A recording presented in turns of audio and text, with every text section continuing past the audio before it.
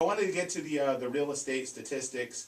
We talk about them every month. We keep you updated on what's going on with the statistics by telling you kind of average sale prices. We're going to start having to do a Sarasota segment now. I realize this as I print these out because these are the Greater Tampa Association of Realtor Statistics. We're going to have a Sarasota segment here coming soon to a theater near you. We'll have maybe you come on or call in and give us the update. Absolutely. But so in Tampa, in September, we had 2,583 home sales. Interestingly enough, last September was 2,400, and the September before that was 2,083. So we're still performing better than last year, the year before, and the year before that.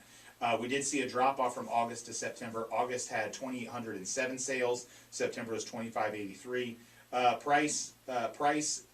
price 221,077.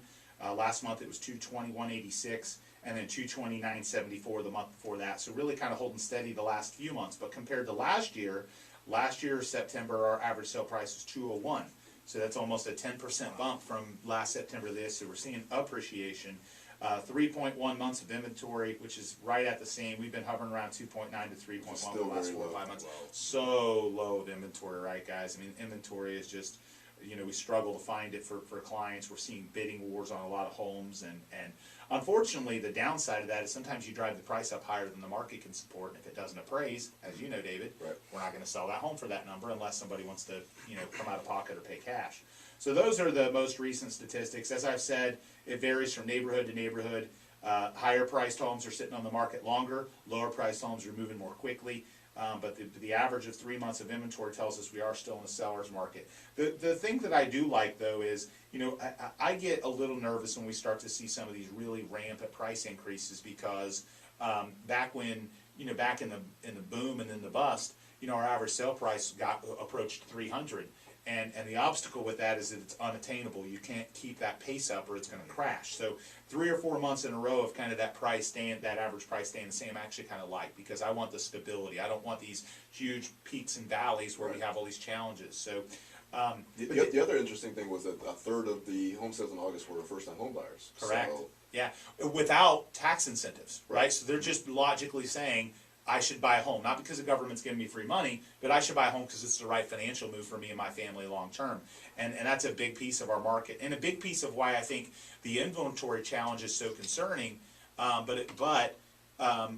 First-time home buyers, I think, are going to start to gravitate more and more to new construction homes. I met with D.R. Horton this week about some of the initiatives that they have to kind of keep new construction homes in the mind of consumers as a better alternative for a new home buyer. They can kind of, you get a lower maintenance home with lower utilities, they can kind of move into that home buying process without as much risk versus buying a 1920s Seminole Heights bungalow that's going to cost you a fortune to insure and maintain, so.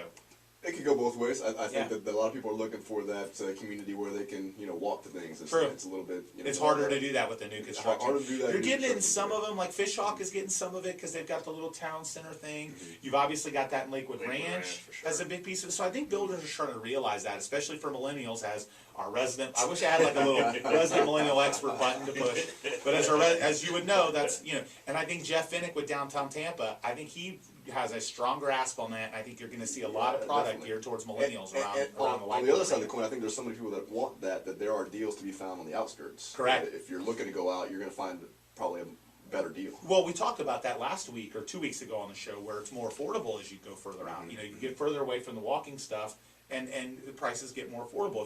If you price out a home in South Tampa, close to Plant District, and then look at a home, say out in the country on Wesley Chapel or in Lutz or something, yeah, it's going to be more affordable in those outlying areas. Well,